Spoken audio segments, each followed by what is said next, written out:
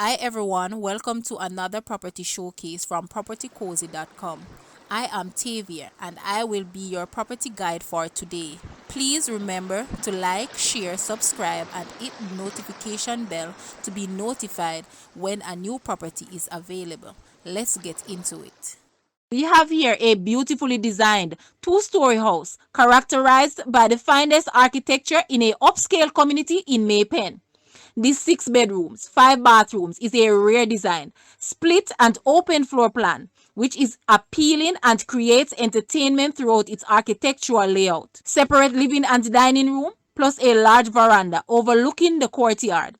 The staircase leads to the upper level, open to a large den and private office with a half bathroom. The upper level has 2 large master suites, open to the balcony. The veranda opens out to a beautiful sitting courtyard, complementing family gatherings and celebrations. There is adequate space to the back for a pool as the yard sits majestically on almost 3/4 acre. This is a lovely family home for a growing family. Guys, it's time to see this house. Please watch the entire video for more details at the end.